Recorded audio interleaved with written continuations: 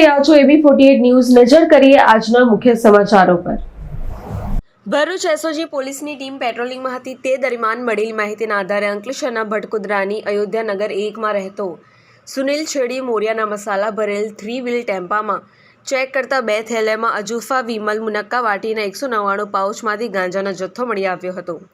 પોલીસે ₹4,43,000 ઉપરાંતનો ગાંજાનો જથ્થો કબજે કરી 3ની ધરપકડ કરી ગાંજાનો જથ્થો, 3 લાખનો 3 વ્હીલ ટેમ્પો, 21,000ના મસાલાનો જથ્થો અને 2 મોબાઈલ મળી ₹7,75,000નો મુદ્દામાલ જપ્ત કરી તેઓ વિરુદ્ધ અંકલેશ્વર જીઆઈડીસીમાં ફરિયાદ દર્જ કરાવી હતી। આ આરોપીઓ કરિયાણાની દુકાનોનો સરસામાનનું વેચાણ કરતા હોય અને પોતાના ફાયદા માટે અજુફા વિમલ મુનક્કા વાટીના પાઉચમાં માદક પદાર્થની ગોળીઓ આયુર્વેદિકના નેજા હેઠળ વેચાણ કરતા હોવાનું જણાવ્યું હતું।